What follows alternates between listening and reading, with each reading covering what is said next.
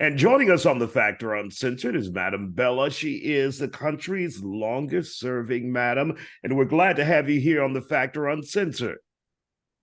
Thanks for having me. And when you hear that title after being in business or serving as a madam for 37 years, and you hear longest serving madam in this country, your thoughts about that? Well, first of all, I have no idea where the time went.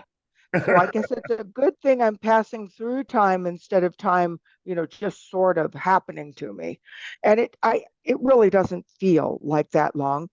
Sometimes if I look at the silver hair on top of my head, I realize probably a couple minutes have passed. Wow. And so, how did you get started in the industry?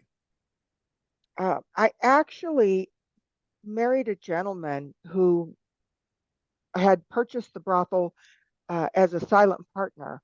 And then it was a business neither one of us really knew anything about.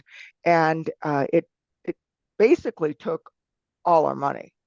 And so he needed for me to step up and learn what the bookwork was about, understand the business from the standpoint of numbers. And I did. And of course, the one thing we all learn is that numbers never lie. Right. So from there, he learned more, and then he wasn't really a very healthy guy. And when he passed, then of course the reins came to me. And of course, we're talking about Bella's Hacienda Ranch in Nevada. For those who are not familiar with your business. Now, when you took over the business, did you have an active role where you actually worked or dated men or engaged in sex? Or were you always just the madam where you oversaw everything? I was always the madam, and so there was nothing, being married to this gentleman that that was required of me as far as working the other side of what we call the bar. And I can't say at that time in my life I would have been interested. You Mm-hmm. know, I wanted to help women understand uh, empowerment and how much the money they were making could do for them financially in their near future, but they needed to prepare for what was coming because it's a very short career. You're absolutely right. And for those who are concerned in this day and age about human trafficking, how do you keep that out of your business, out of your industry, from your perspective? Brothels uh, were, I'm going to say, made legal in the rural counties in about 1970. All right.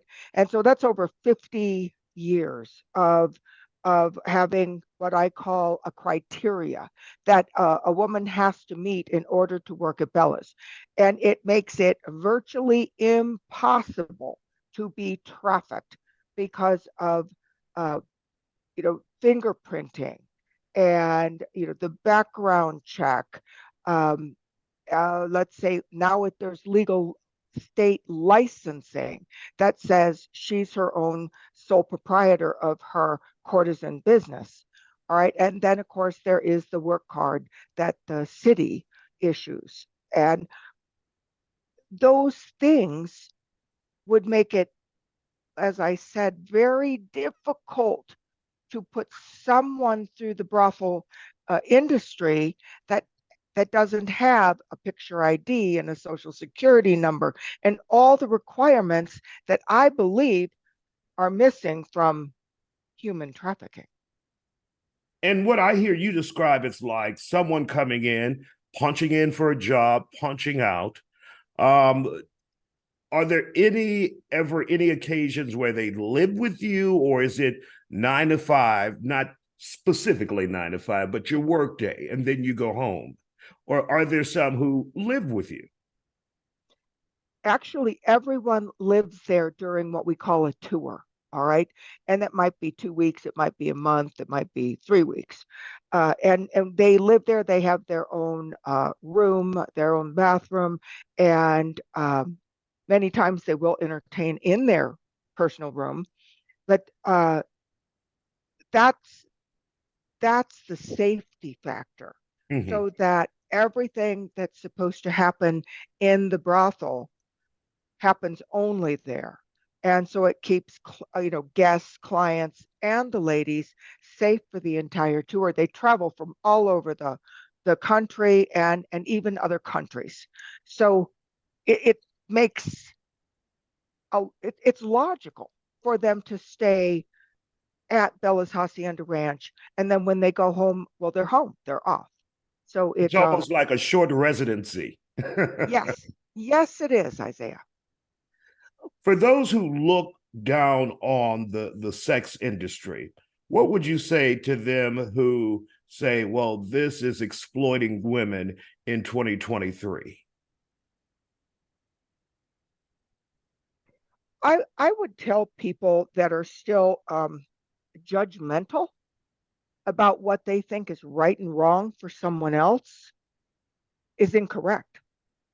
If it harms no one and it's something that two consensual adults are choosing to do with public safety, paying their taxes, legally licensed, and where those things are really the things we came here to experience. Mm-hmm.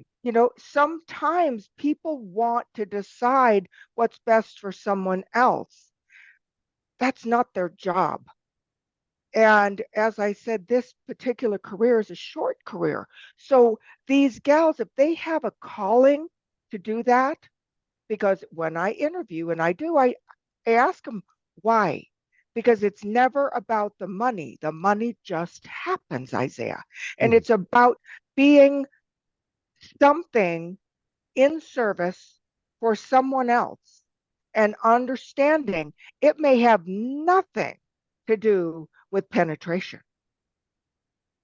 And that's why it should never be labeled as like sex work.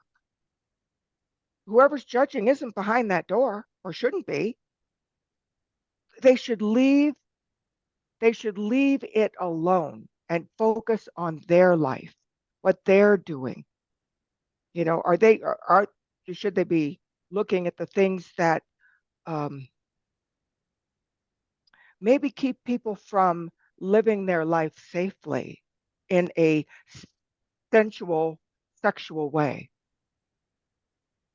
Good point and good advice to those who want to, get involved in other people's lives and their career paths. You are hoping to change or bring a change about around this country. Tell us a little bit about that and how do you plan to do that? Are you looking at speaking, writing a book, legislation? How when it comes to the sex industry? Isiah, that is multifaceted. Good for you. All right. First of all, I've written two books and I have a publishing agent. And I get to say straight out that if something doesn't happen fairly soon, then self-publishing would be the correct thing to do, because the manuscript I'd like to print first is called uh, Sexual Healing. And Mhm. sexual healing is what this country is ready for. Or there wouldn't be people like Denzel talking about trafficking and all these things that are happening in a it's such a multi-tiered uh, I'm going to call it industry that deals mostly with illegal, unlicensed, and that I, there's no way I can tackle that. But what I can tackle is the blueprint created in the 70s that gives the other states and maybe the world the blueprint for what I call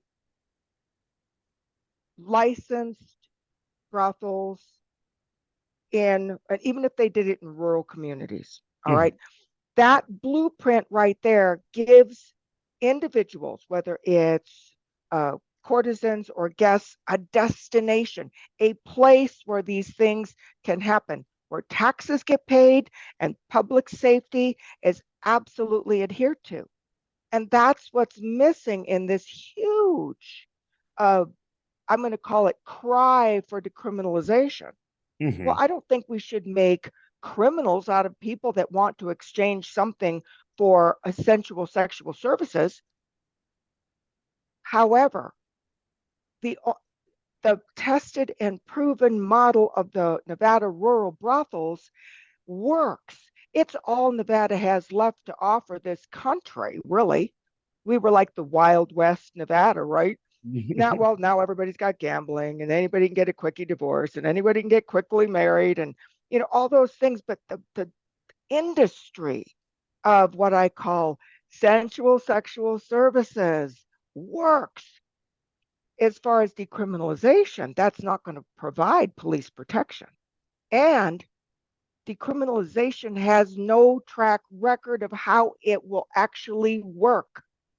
So it makes sense that if in Nevada they have all this legislation that says if you get caught having sex outside of a house, well, you're under the Nordic law. You can be arrested. You could be a criminal at that point. In the house, golden, good to go. So that little tiny slice of what I call a huge industry is just what I call the most perfect start of how to have places for guests and ladies or courtesans to actually be in service. And I am happy to talk to any legislators. I really don't believe, Isaiah, that a legislator has to say, oh, I'm pro sex or I'm pro sex worker. Hmm. Leave Right. that to me. I Right. can tell you how it works and why it works and where to put them and how to regulate them. I get it all after all these years. And I see so many happy, what I call clients leaving. They don't, it sounds silly, but they don't have to call somebody in the morning. They don't have to manipulate someone in order to get what they really require. So I like the idea that there's a location that's licensed that pays its taxes, and then the ladies pay their taxes and all the medical checks and mandatory condoms. And Isaiah, when I first began my career at Bella's Hacienda Ranch, Hmm. it was actually legal to have sex without a condom. Now these young ladies look at me and go, oh no, you got to be kidding. They can't even imagine Right. sex without a condom or sex without, a condom and lubricant and all. But guess what? All of that had to evolve. The raincoats guys used to talk about, they Yeah. had to evolve. The lubricant, the everything that was sort of stuck in the 50s or the 30s. Well, there's new right there. And Madam Bella, my last question to you: if we see the proliferation or the possibility of legalized sex around the country, besides just Nevada and some other places, but if we see the legalization of the sex industry, that being what some call prostitution, do you think a man could run a business properly, or does it always need the female touch to make sure everything is on the up and up, the women are looked after? Do you think a man can do that? So far, I haven't met one. Thought Isaiah, you might be your the answer man. would be. You might be the man. But, here's why we think differently from gentlemen. You're in a way, you kind of go in a line, and our brain goes zip like this. And so it's, it looks when a man is running it as if he's exploiting them. Do I really think he is if he was running a legal brothel? No, not if it's really according to the regulations. Mhm. But typically, the man or the owners or whatever it is of these brothels, they have a they have a woman manager. Typically, they call them a madam, but they're an employee. Hmm. The woman doesn't have ownership as such, and I think that there's a few women that are starting to sort of buy in, maybe with gentlemen, so that uh, they're kind of maneuvering back into the industry. But when I was, uh, I'm going to call it the purchaser of Bella's Hacienda Ranch, they were all ladies that came out of San Francisco, Hmm. and and then after, let's say, 20 years or so, or maybe a little more, men came along waving money, and they wanted to step into this industry. Not that they understood it, but it looks like it makes a lot of money. Well, it can, but it's like everything else. What's the business really about? The business is about being in service to others. All right. And nowadays, there's plenty of over the road drivers, long haul truck drivers. Hmm. They don't have time for a relationship, or maybe a lot of even younger people. They have no desire to get married. And then there's those of us that have split our stuff a few times, and then we decide, well, we really don't need to split our stuff just for sex. No more So, and splitting. I no more splitting our stuff, right? And so those are the things though that are real, and we can smile about it, but it's very truthful. And so I like to liken myself, uh, and I get to thank Vice for this. I think the lovely soul who interviewed me misunderstood what I said, but he changed the title of my memoir without even knowing it. But what I really am is America's madam. There you go. A good note to end on. We appreciate your time and thank you for joining us here on The Factor Uncensored.